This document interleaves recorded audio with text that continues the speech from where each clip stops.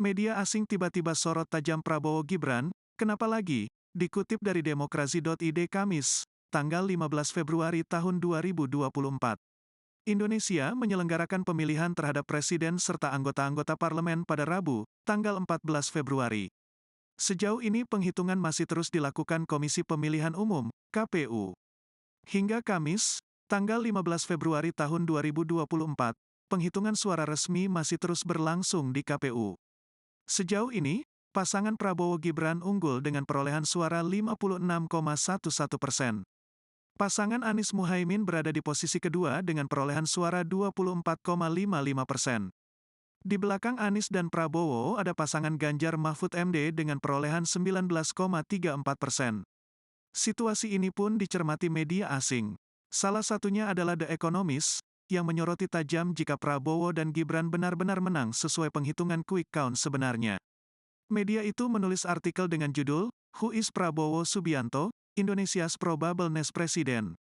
Seperti apa isinya? Dalam laporannya, awalnya The Economist mengulas profil Prabowo. Bagaimana ia berhasil menyolek dirinya dari citra militer yang keras dan nasionalis menjadi sebuah figur yang menggemaskan di media sosial. Prabowo lahir dari keluarga yang kaya namun hidup di pengasingan. Ayahnya, ekonom begawan Indonesia, harus pergi lantaran berseberangan dengan Soekarno. Tulis media itu mengulas sejarah Prabowo, dikutip Kamis, tanggal 15 Februari. Dijelaskan pula bagaimana Prabowo kemudian kembali ke Indonesia pada tahun 1970 dan bergabung dengan Komando Pasukan Khusus, Kopassus. Pernikahannya dengan anak dari Presiden RI saat itu Soeharto, Soeharto, juga disebut.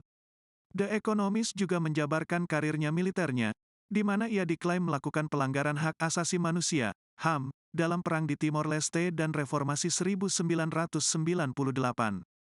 Ini, tulis media itu, sebagai bentuk Prabowo melindungi mertuanya. Militer kemudian mengeluarkannya. Ia kemudian bercerai dengan istrinya dan kembali hidup di pengasingan, tambahnya. Prabowo kembali pada 2008 dan membentuk Partai Gerakan Indonesia Raya, Gerindra. Ia tercatat pernah mencalonkan diri menjadi wakil presiden dari Megawati Soekarnoputri pada 2009, lalu mencalonkan diri menjadi presiden pada 2014 dan 2019. Dalam semua kontestasi, Prabowo kalah, tambahnya. Dalam pencalonannya pada pemilu 2024, Prabowo kemudian mencoba taktik baru. Ia memoles dirinya agar jauh dari kesan tentara yang garang dan bergerak menuju figur yang dianggap orang menggemaskan, muatnya lagi. Versi Prabowo baru ini menjadi hits, membantunya memenangkan hati 80% warga Indonesia yang memiliki ponsel pintar, ujar The Economist. Dimuat bagaimana dalam Pilpres Prabowo menempatkan dirinya sebagai figur suksesor presiden saat ini, Joko Widodo, Jokowi. Ia berjanji melanjutkan hilirisasi mineral dan proyek pemindahan ibu kota ke Ibu Kota Nusantara, IKN. Namun, media itu secara belak-belakan mengungkap kekhawatirannya ke Prabowo. Persoalan HAM-nya masa lalu, salah satu yang dilirik. Akademisi, aktivis, dan jurnalis terkemuka Indonesia telah melabeli pemilihan kali ini sebagai pemilu paling tidak demokratis semenjak masa reformasi, papar media itu lagi. Dalam sebuah acara kebebasan pers, Anies dan Ganjar datang sementara Prabowo absen, ujarnya. Bukan hanya Prabowo, Gibran Rakabuming Raka, pasangannya juga disorot.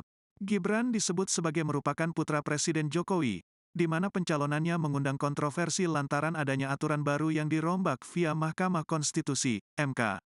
Diketahui, saat perombakan aturan, Ketua MK dikepalai oleh adik ipar Presiden yang juga paman dari Gibran, Anwar Usman. Kondisi ini disebut sebuah pelanggengan kekuasaan dari rezim Jokowi yang nyata. The Economist memuat komentar akademisi dari Australian National University, Marcus Mittner, di mana ia menyebutkan bahwa demokrasi di Indonesia sangatlah lemah dengan kemenangan Prabowo. Meski begitu, ia memprediksi banyak warisan Jokowi yang akan dieksekusi dan dikembangkan oleh Prabowo. Jokowi memperkuat kondisi ekonomi namun melemahkan demokrasi. Prabowo akan melanjutkan satu di antara hal tersebut, klaimnya.